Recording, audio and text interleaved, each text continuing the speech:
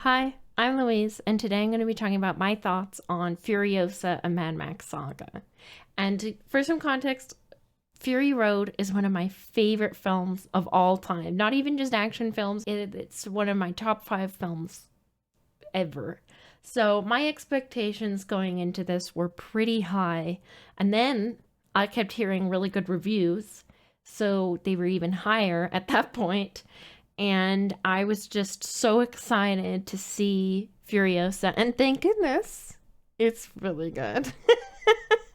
I was worried that my expectations would be too high, and I will say it was different than I was expecting, which isn't a bad thing. I think it ended up being a good thing overall. And it does feel different than Fury Road. So if you're going into it expecting Fury Road 2.0, you will be disappointed. And I mean, there are some excellent action set pieces, but they are not the focus. There's a lot of sprawling storytelling that's happening here that I personally loved, but it is not Fury Road 2.0. And I imagine George Miller knew that he had done Fury Road. He had spent so much time making that movie, and it is perfect, in my opinion. One of the most tight films there are.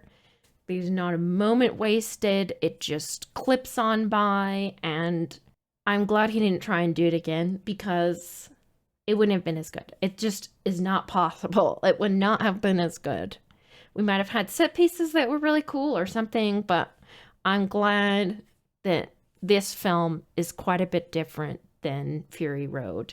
And to be fair, the other Mad Max films are all pretty different from each other as well.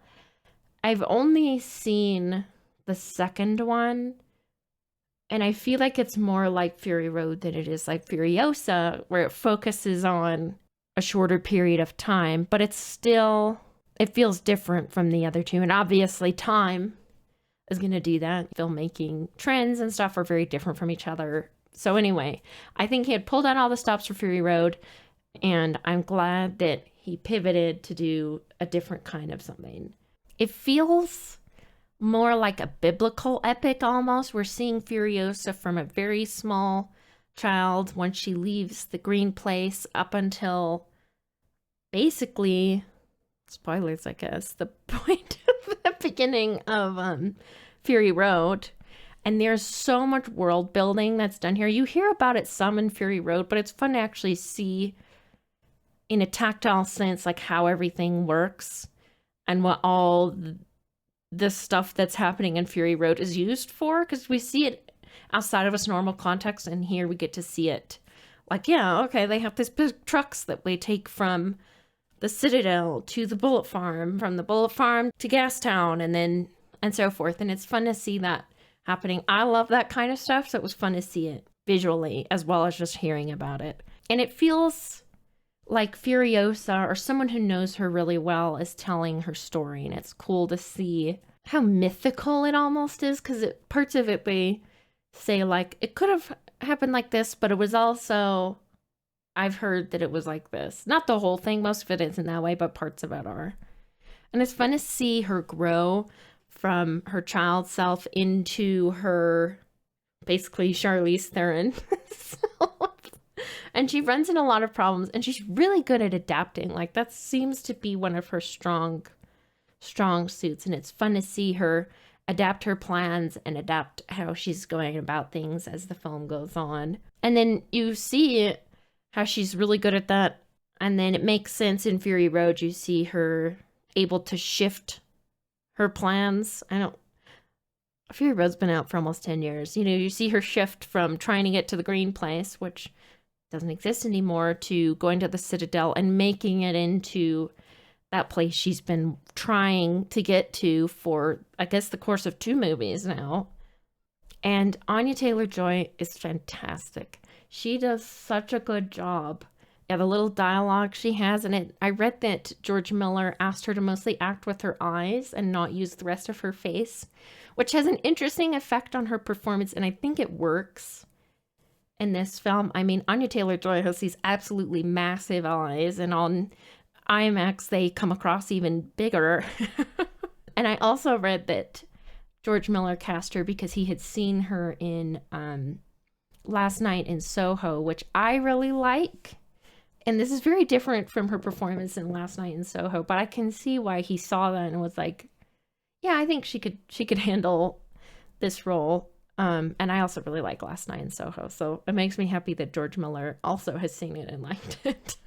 And by the end, she really just sounds like Charlize Theron, which is kind of crazy because they seem pretty different from each other to me. Like when Anya Taylor-Joy was cast, I was a little confused because they seemed like very different actors to me, which I guess isn't a bad thing, but they ended up, the melding between those two actresses doesn't seem as crazy to me now, having seen Furiosa. And I love that this movie adds so much more context to who Furiosa is and the choices that she's making. And then the little girl that plays her, Alayla Brown, she is fantastic. The jump between her and Anya Taylor-Joy is like so seamless that when we saw it for the first time, me and my husband were like, when did they switch? When did they switch the actresses? It seems so seamless between the two of them that we just really couldn't tell when they switched them. And I have seen it again, and it was a little easier to tell having seen it once. And it sounds like a lot of it was not just her performance, which is a huge part of it, but they also did some VFX on her face to make her look more like Anya Taylor-Joy. And that was done really well. I didn't even know that till the movie was over, and I was like, just convinced they found this girl that looks exactly like Anya Taylor-Joy. And yeah, she has so little dialogue, this little girl, and she does a lot with her face, like as well as Anya Taylor-Joy, who's an adult person, but you know, you have this little tiny actress who's doing the same thing and doing a great job of it. Chris Hemsworth was an absolute joy. He is so fun and funny. You can tell he's just having the time of his life on this movie. And in interviews later, it sounds like he said the same thing, where he just was like, this is the most fun I've ever had on a set. And you could totally see why he's playing this character that's so entertaining and wild and kind of crazy. He feels very different from Immortan Joe in a lot of great ways. And it's fun to see them interact with each other. They do talk some. And it makes Immortan Joe seem like totally reasonable and less crazy. Which is like a feat, because Immortan Joe is kind of, I don't know, he's really calculated and very like, he's very good at paying attention to things, and you really get to see that here. And it's fun to see him and Furiosa kind of work together a little bit, which is not what I really was expecting, but it was cool. I want to talk about Tom Burke, who plays, I don't know how you say his name, but according to Google, it's Praetorian Jack. I think they just call him Jack in the movie, but I don't remember. It's funny watching the credits for this movie, and you see all the crazy names of the people. You don't really ever hear them called by these names. And so it's like, who is that? Anyway, he was excellent. He was an interesting addition because I think I hadn't really seen him in the trailers very much, so it kind of surprised me that he was in it. He feels a lot like Max to me, but in a different way. He seems a little less wild and more aware of the world that he's in. I don't know. It seems like Max, at least in the Fury Road iteration of him, is just kind of flying by the seat of his pants most of the time. At least in that film, it comes across that way. And the actor who plays Immortan Joe is also really good. Originally, Hugh Keays-Byrne played him, and he passed away in 2020, so he wasn't able to be in it, obviously. And there's a thing at the end of the credits mentioning him, which I think is really cool. And the guy who plays him now, Lackley Hume, plays two roles, which is also fun in this movie. But he does a great job of playing Immortan Joe. Like, if I didn't know that they were two different actors, I wouldn't even have thought about it. He does a great job at capturing this kind of intense guy. And another character that I really wanted to mention that isn't a big part of the story or anything, but I really liked him, is the Octobos. Like, I mean, his name is Octobos, which is really cool, but also he has this interesting like mini arc during Furiosa's story that's really fascinating, and I hope more people talk about him because I want to know what other people think of him. But he's just really cool. He's got a cool outfit. He's got a cool thing that he rides around in. And anyway, I just wanted to mention him because I liked him. And it was interesting. I read a little bit about the production of this movie. I guess they had written most of it before Fury Road came out because they were trying to come up with a backstory for Furiosa, and they literally were like, okay, well, now we're going to make this into a movie. They were going to make it into an anime first, but then they made I guess since Fury Road did so well, they're like, well, let's just do the same thing that we did before. Let's do more live action. And I don't know. I thought it turned out good. And George Miller is really good at directing action scenes. This is not a surprise to anyone, but like some of the stuff in here is so wild and is worth it. Like if you don't care about the world building, you don't care about George Miller or Anya Taylor-Joy, you just want more of like what Fury Road was like, there are some awesome action scenes in this film. It's really hard to like describe how they are without sounding like you're like a 10-year-old playing with like action figures, but they are so excellent, really well executed, and kind of just like built where you're like, okay, there's no way they're gonna do anything crazier than that. Oh wait, there's something else crazy happening. And just the way George Miller directs these things, it's a miracle that they A, make sense, B, no one like died. Like it's just amazing what he's able to do. And I'm also glad that the whole movie is not just action scenes. It's fun to see George Miller directing stuff outside of that. I don't know. I feel like I know he's really good at action, and that's really cool, but it's interesting to see him do more dramatic stuff. And I'll talk about that a little bit more later in the more spoilery territory things. But in general, it's fun to see him directing more conversation heavy scenes, because in the last film there's like hardly any talking. I mean, there's some, but here there's more variety to the scenes, and it's fun to see him directing those. I wanted to mention my new favorite vehicle because I feel like that's important. It's I really love Chris Hemsworth motorcycle chariot, where it's motorcycles in the front and then he's on a chariot in the back. I feel like it's a great way of showcasing his character because he is a showman, like first, it seems like, and then he has no fear. Like everyone else is in a car for the most part, and cars at least give you some protection from the outside world. A chariot is very exposed and feels very showy, so it just fits his character perfectly, and it is also just really cool. Now I'm going to get into spoiler territory, and these aren't just like little spoilers because I just want to talk about the story a little bit. So if you want to not have anything spoiled for you, please skip to this timestamp. I'm getting into like the end of the movie and other stuff, spoiler territory here, so I just want to emphasize that these aren't like light spoilers. This first one is a little more of a light spoiler since it's in the first like 10 minutes, but it was fun to see the green place. I feel like I better understand. It's just like 1 or 2 shots of the green place. You don't see very much of it, but I feel like I understand why Furiosa wanted to get back there so bad, because you can tell it's really organized. Seems like everybody, it feels like a utopia, like everybody is getting their fair share there. There's no one fighting each other as far as we can tell, I guess. And it's just beautiful. It's such a stark visual difference too from the rest of the film. And I just feel like I understand more why Furiosa was so desperate to get back to that.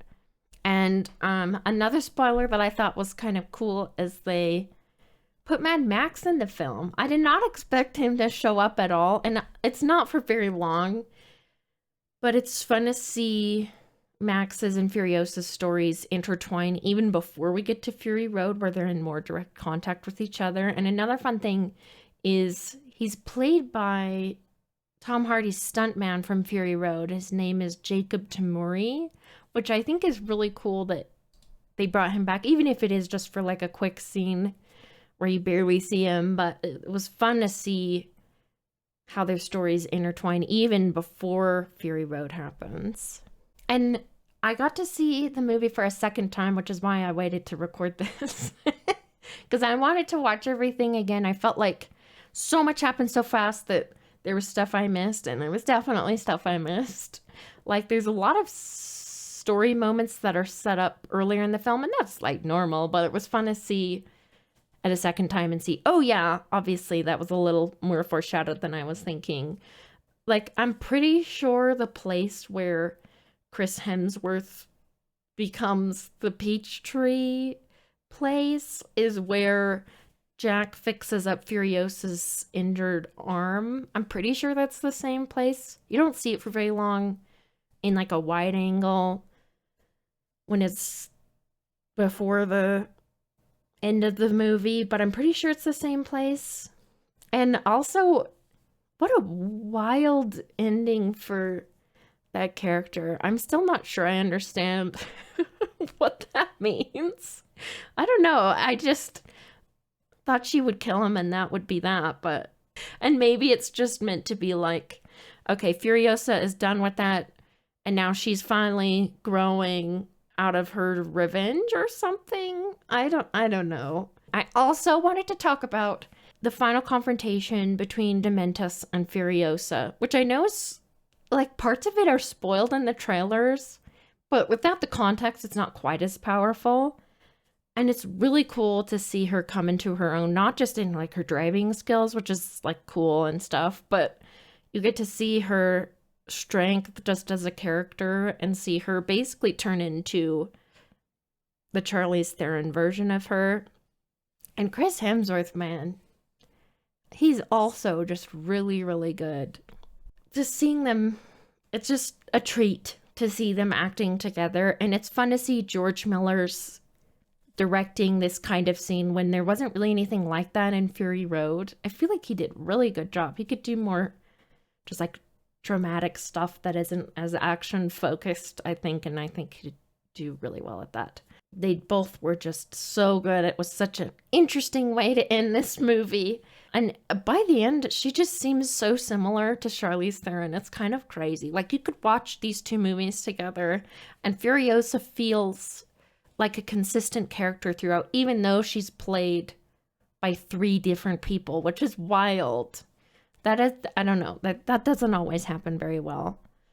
All in all, I really love this movie. If you can't tell by the length of this video,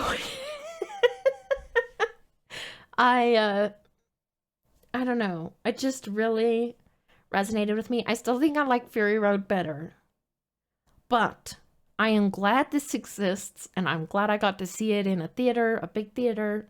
And I really hope George Miller gets to make more of these because he is getting older, and who knows how much longer he has directing these movies. He's turning 80 next year. He is not a young man. He's been doing this for a long time.